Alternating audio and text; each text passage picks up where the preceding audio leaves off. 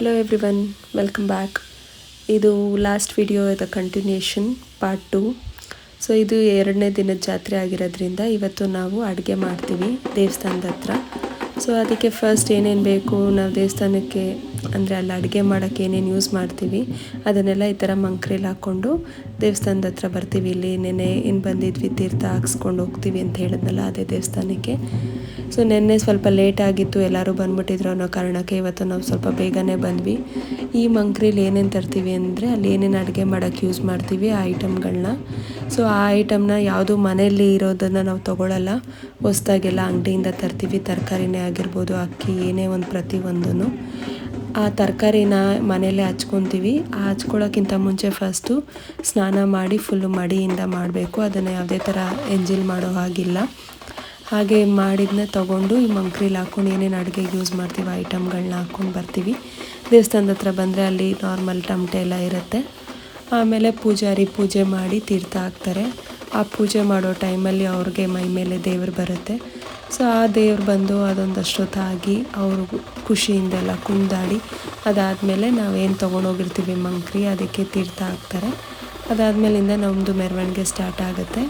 ಹಾಗೆ ಟಮಟೆಯಿಂದ ಮಾಡಿಕೊಂಡು ಟಮಟೆ ಹೊಡ್ಕೊಂಡು ಮುಂದಕ್ಕೆ ಹೋಗಿ ಫುಲ್ ಮೆರವಣಿಗೆ ಮಾಡ್ಕೊಂಡು ಹೋಗ್ತೀವಿ. ಸೊ ಏನು ಇಲ್ಲಿಂದ ನಾವು ದೇವಸ್ಥಾನದವರೆಗೂ ಹೋಗ್ತೀವಿ, ಅಲ್ಲಿವರೆಗೂ ಯಾವುದೇ ಥರ ಚಪ್ಪಲಿ ಹಾಕಲ್ಲ ನಾವು, ಬರೀ ಕಾಲಲ್ಲಿ ಹೋಗೋದ್ರಿಂದ. ಬಿಸಿಲು ಕಾಲ ಅಲ್ವಾ, ಅದಕ್ಕೆ ಫುಲ್ಲು ಯಾವ್ಯಾವ ದಾರಿಲಿ ಹೋಗ್ತೀವಿ ಅಲ್ಲಿ ಫುಲ್ಲು ನೀರು ಹಾಕಿರ್ತಾರೆ, ಕಾಲು ಬರೀ ಕಾಲಲ್ಲಿ ಇರ್ತಾರೆ ಅನ್ನೋ ಕಾರಣಕ್ಕೆ. ಸೊ ಹೀಗೆ ಫುಲ್ ಮೆರವಣಿಗೆ ಮಾಡ್ಕೊಂಡು ಹೋಗ್ತೀವಿ. ಅಲ್ಲಿ ಹೋಗಿ ಅಡುಗೆ ಮಾಡ್ತೀವಿ. ಸೊ ವಿಡಿಯೋ ನೋಡಿ ಮುಂದೆ ಅಲ್ಲಿ ನಾವೆಲ್ಲ ಅಡುಗೆ ಮಾಡ್ತೀವಿ, ಎಲ್ಲಿ ಒಲೆ ಹಾಕಿದ್ವಿ ಅಲ್ಲಿ ಸಿಗ್ತೀನಿ ನಾನು. ವಿಡಿಯೋ ನಿಮಗೆ ತುಂಬ ಇಷ್ಟ ಆಗ್ಬೋದು ಅಂತ ಅಂದ್ಕೊಂಡಿದ್ದೀನಿ. ಸೊ ಎಂಜಾಯ್ ಮಾಡಿ, ಸಿಗೋಣ.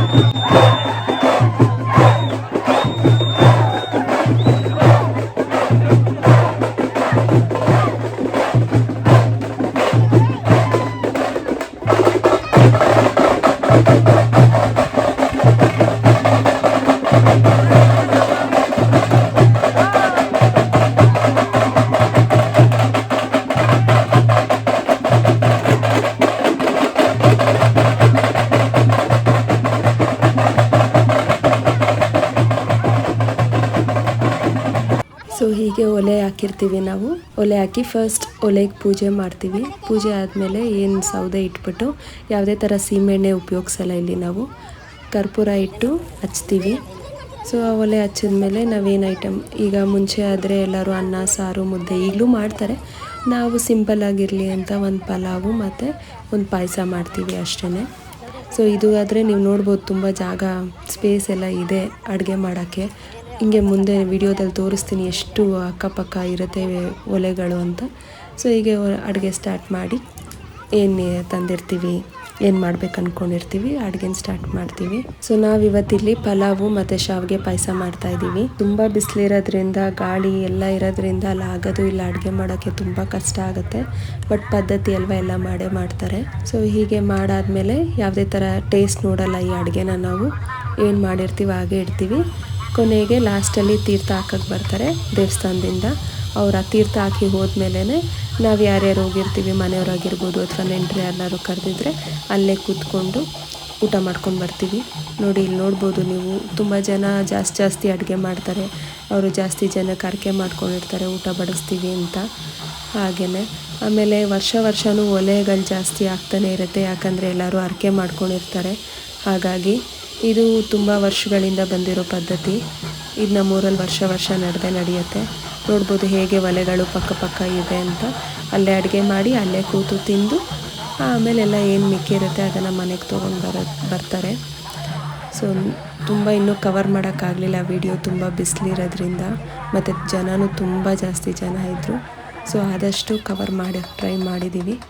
ಐ ಹೋಪ್ ನಿಮಗೆ ವಿಡಿಯೋ ಇಷ್ಟ ಆಗುತ್ತೆ ಅಂತ. ಇಷ್ಟ ಆದರೆ ನಮ್ಮ ಚಾನಲ್ನ ಸಬ್ಸ್ಕ್ರೈಬ್ ಮಾಡ್ಕೊಳ್ಳಿ. ನಿಮ್ಮ ಫ್ರೆಂಡ್ಸ್ ಮತ್ತು ಫ್ಯಾಮಿಲಿ ಜೊತೆಗೆ ಶೇರ್ ಮಾಡಿ, ಲೈಕ್ ಮಾಡಿ. ಮತ್ತು ಏನು ಇಷ್ಟ ಆಯಿತು ಈ ವಿಡಿಯೋದಲ್ಲಿ ಅನ್ನೋದನ್ನ ಕಮೆಂಟ್ ಮಾಡಿ. ಇನ್ನು ಯಾವ ಥರ ವೀಡಿಯೋಸ್ ಹಾಕ್ಬೋದು ಅನ್ನೋದನ್ನು ಕಮೆಂಟ್ ಮುಖಾಂತರ ತಿಳಿಸಿ. Thank you all. ಇನ್ನೊಂದು ವಿಡಿಯೋಲ್ಲಿ ಸಿಗೋಣ.